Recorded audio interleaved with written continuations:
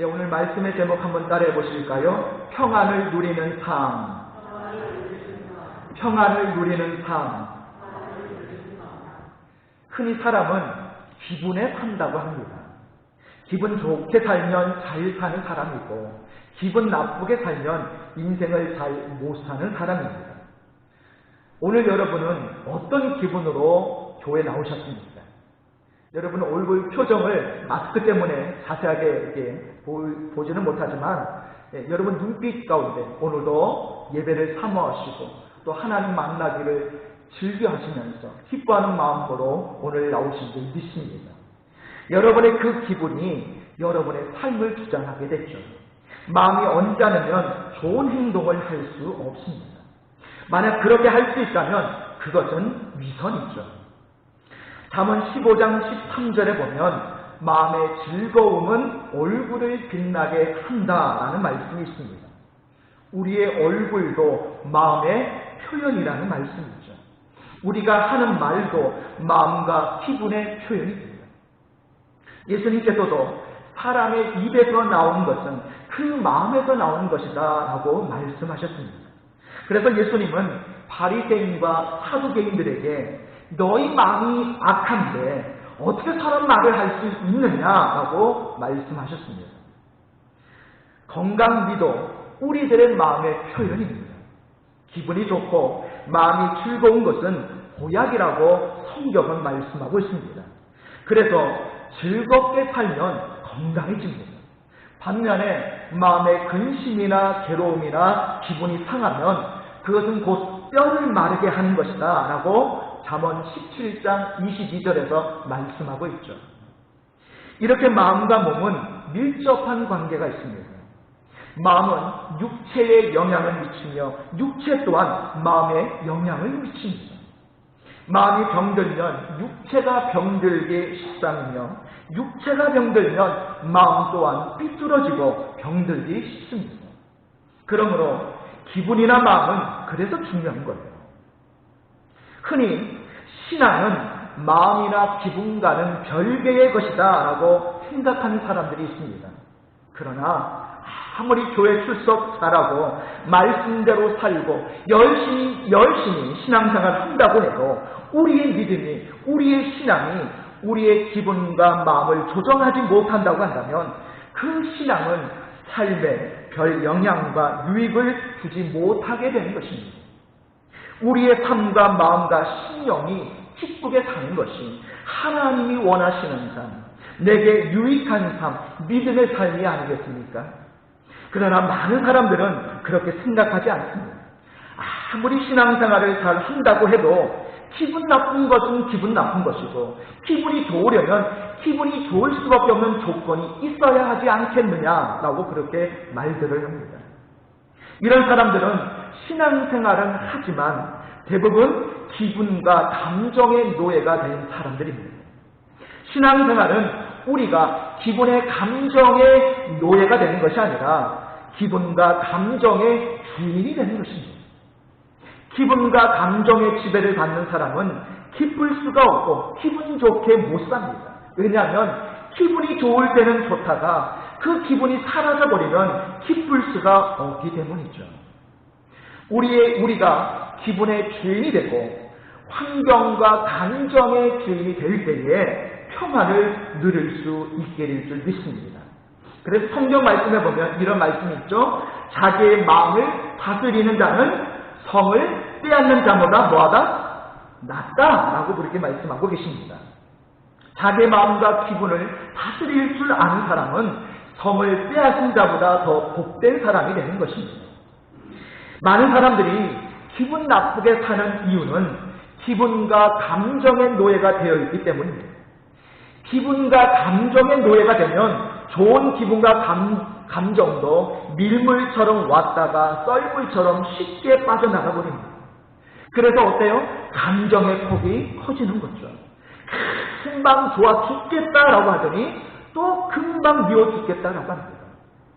기분과 감정을 다스리고 언제나 환경을 지배하고 다스리셨던 분이 바로 우리 주님이시죠. 한 번은 제자들과 함께 갈릴리 바다를 건너가는데 큰 풍랑이 또 바람이 갑자기 일어나게 됐죠. 그 풍랑과 파도 때문에 예수님이 타고 계셨던 이 배는 거의 파선 지경에 이르게 되었습니다. 그때 예수님의 제자들은 죽는다고 아우성을 치고 있었죠. 그런데 예수님은 배 한쪽 구석에서 편안하게 주무시고 계셨습니다. 제자들이 예수님을 깨우면서 이렇게 이야기합니다. 예수님, 우리가 지금 죽게 되었는데 왜 돌보지 않으십니까? 라고 아우성을 쳤습니다. 그때 예수님이 뭐라고 말씀하셨죠? 왜 두려워하느냐? 믿음이 적은 자들아 라고 그들을 꾸짖으셨죠. 이 말을 다른 말로 바꾸면 믿음이 적은 자들아 왜 너희가 환경의 노예가 되어 사느냐라고 꾸짖음의 말씀인 것입니다. 예수님께서는 기분과 감정, 환경이 나에게 영향을 미칠 일이 생기면 그 기분과 감정과 환경에 조종당하거나 노예가 되지 아니하시고 오히려 그것을 다스리기 위해서 홀로 산에도 가시고 들판에도 가시고 때로는 깊은 밤을 혼자 보내시면서 하나님과 깊은 영적 교제를 통하여 자신에게 닥쳐오는 환경과 기분을 다스리시고 조정하셨음을 우리는 말씀을 통해 알고 있죠. 그리고 주님은 기도하셨습니다. 여러분, 우리가 왜 기도해야 될까요? 감정과 기분의 노예가 되지 않기 위하여 우리의 감정과 기분을 주님 앞에 내어놓고 주님이 우리의 기분과 감정을 다스리시도록 하기 위해 기도해야 되는 것입니다. 예수님께서 오늘 본문 말씀 27절에서 이 말씀을 주고 계시죠. 평안을 너희에게 끼치노니 곧 나의 평안을 너희에게 주노라. 내가 너희에게 주는 것은 세상이 주는 것과 같지 아니합니다. 너희는 마음에 근심하지도 말고 두려워하지도 말라라고 말씀하고 계십니다. 여러분, 참 평안을 누리기를 원하십니까? 원하십니까? 그렇다면 우리에게 참 평안을 주시는 예수 그리스도 편에 완전히 서야 합니다. 반쯤 서는 것이 아닙니다. 양다리 걸치는 게 아니에요. 예수님께서는 누가복음에서 너희들은 롯의 터를 생각하라. 언제든지 롯의 아내를 기억해라 라고 말씀하셨습니다. 소돔과 고모라가 멸망하기 직전 이 롯의 가정을 구원하기를 원하신 하나님은 롯의 식구들을 탈출을 시켜주시죠. 롯과 두 딸은 뒤도 돌아보지 않고 오직 하나님의 말씀대로 앞만 보고 향하여 나아가는데 롯의 처는 어떻게 했습니까?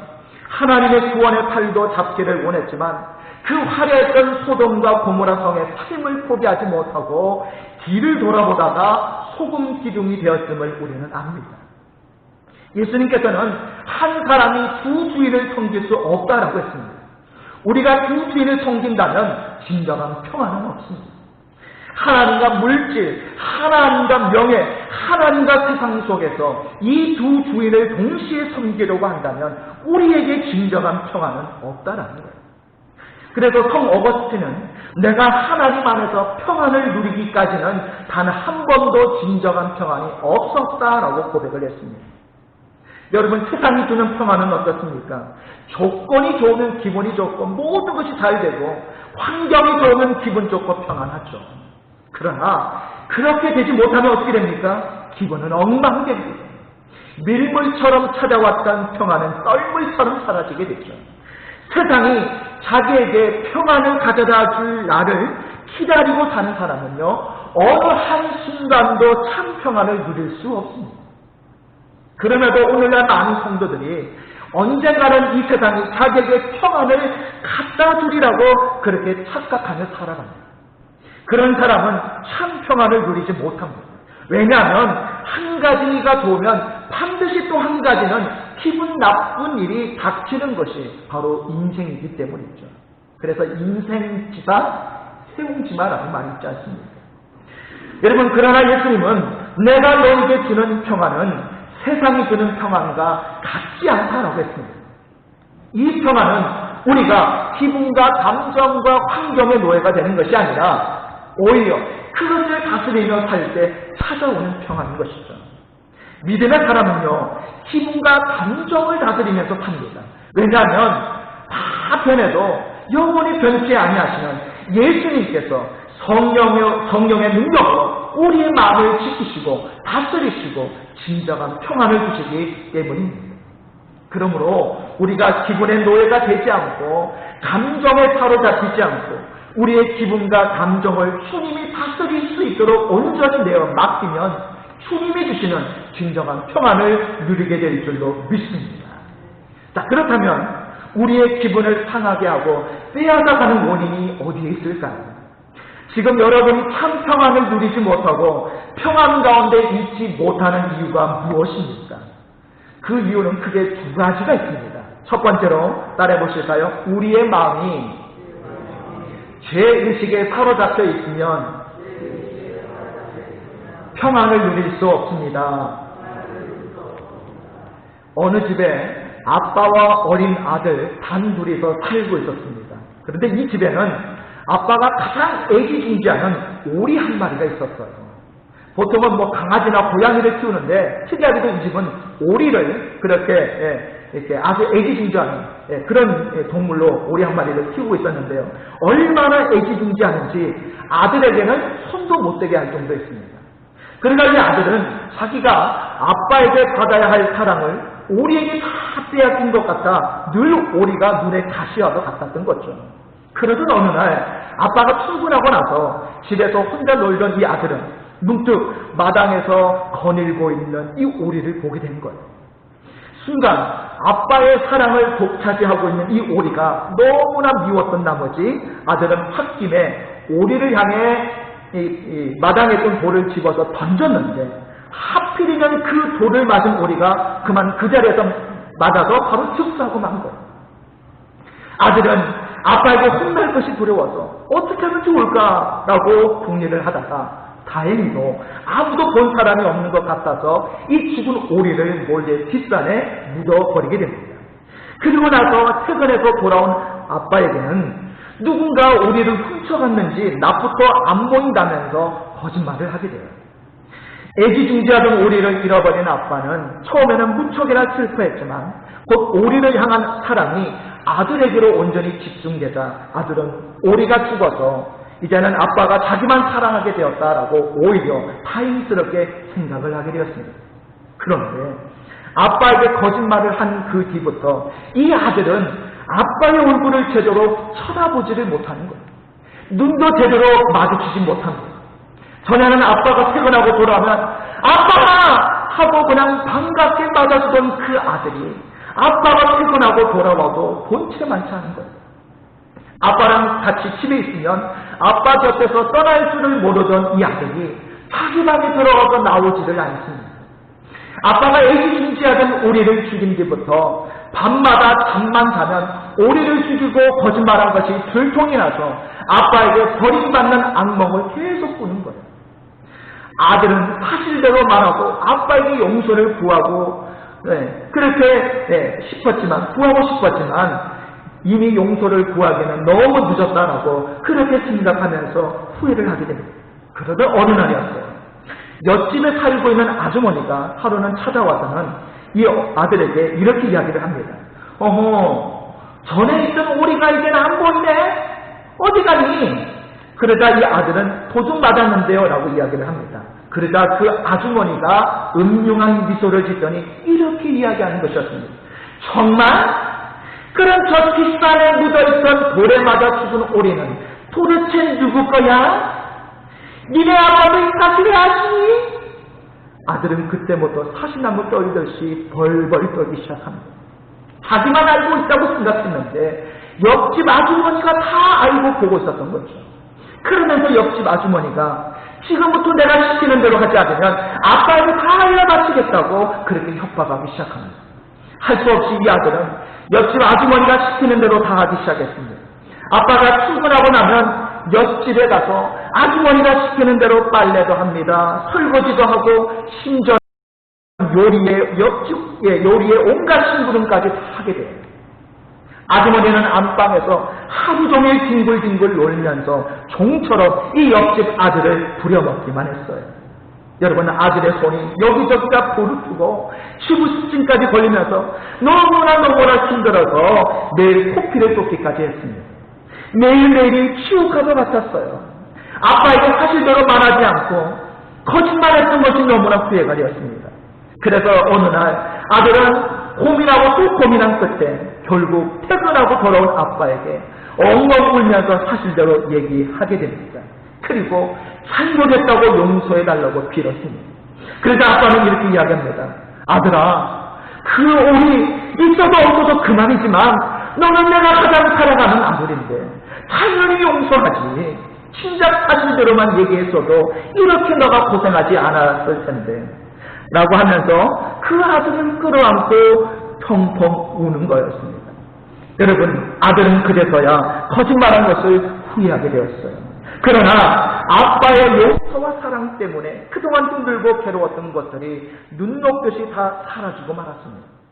여러분, 그 옆집 아줌마는 어떻게 되었을까요? 아빠가 경찰에 고소하지 않는 조건으로 지금까지 그 집 가정부로 무료로 일을 하고 있다고 합니다. 우리에게 죄가 있다면 여러분 참 평안을 누릴 수 없는 거예요. 여러분 참 평안을 누리기를 원하신다면 죄 문제를 하나님 앞에 내어놓고 해결받으시기를 바랍니다. 회개를 통해 용서받으시기를 바랍니다. 하나님 앞에 사람 앞에 죄를 인정하고 용서를 구하면 참 평안을 누릴 수 있는 것입니다. 여러분 성도들 가운데 나는 죄인이다라는 확신을 가지고 있는 사람은 많은데 내 죄가 사함을 받았다라는 확신을 가진 사람은 상대적으로 적습니다. 그러므로 평안이 없는 거예요. 자신이 죄인이라는 것도 확실히 믿지만 그 죄를 하나님이 용서하셨고 다 처리해 주셨다라는 것을 믿는 믿음이 우리의 마음속에 들어가는 순간 참 평안이 찾아오게 되는 것입니다.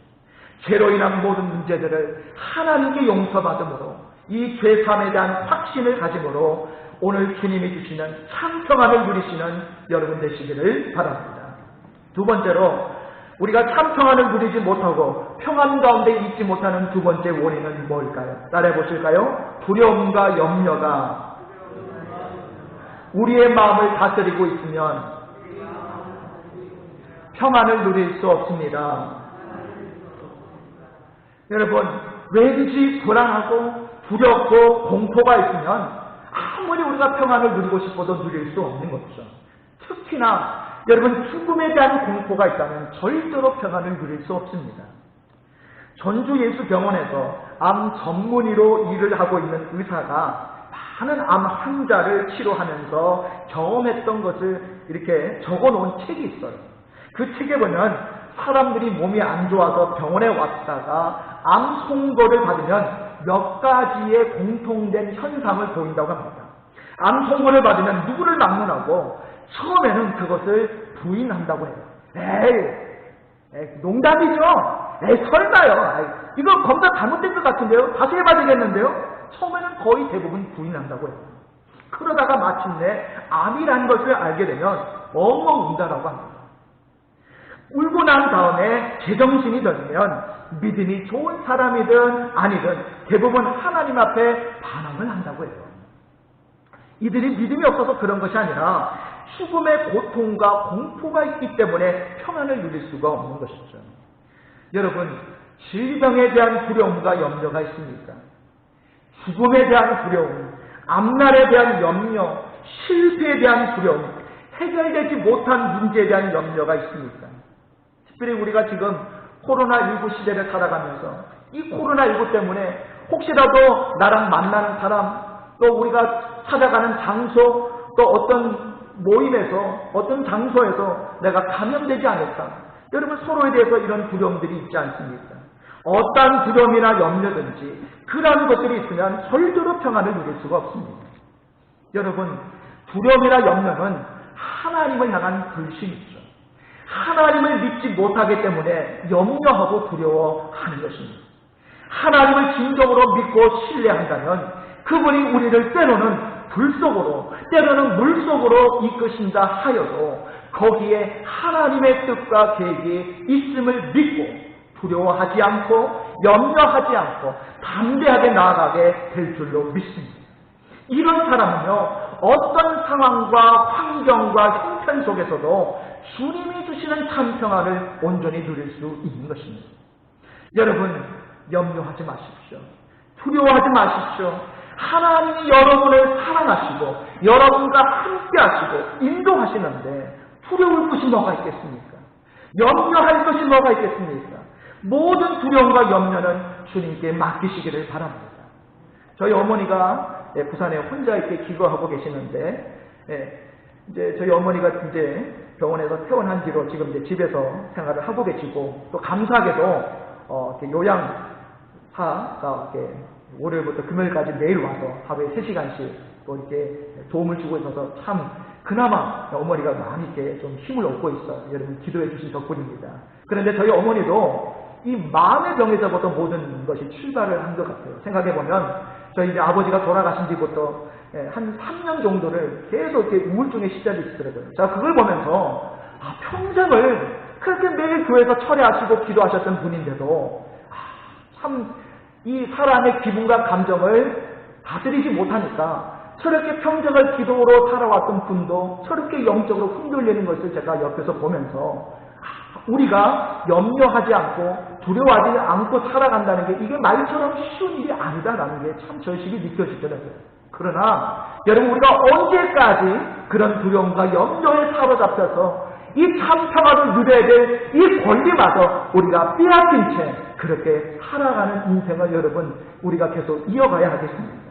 여러분 이제는 우리가 더 이상 이런 형편, 이런 환경, 이런 여러 가지 두려울 수밖에 없는 문제 가운데 있다 할지라도 이제는 두려워하지 마시고 염려하지 마시고 오늘 하나님의 동행하심과 인도하심을 믿고 담대하게 우리 주님께 맡기시기를 바랍니다. 모든 두려움과 염려는 주님께 맡기시기를 바랍니다. 주님이 해결해 주십니다. 주님이 역사하십니다. 나를 두렵게 하고 염려하게 하는 모든 문제들을 주님께 맡기심으로 참 평안을 누리는 저와 여러분 되시기를 바랍니다. 말씀을 정리합니다.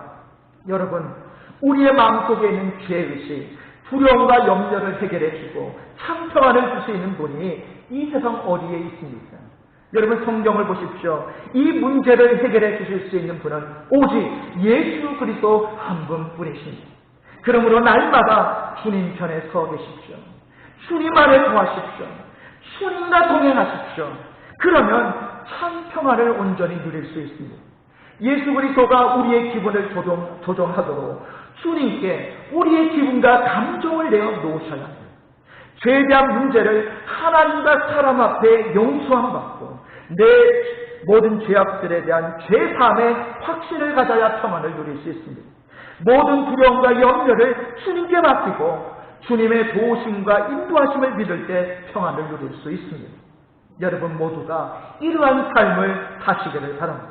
그래서 세상이 줄 수 없고 세상이 빼앗아갈 수 없는 평안, 그 풍랑 속에서도 편안히 주무셨던 예수 그리스도의 평안을 날마다 누리며 살아가시는 저와 여러분 되시기를 주님의 이름으로 축복합니다.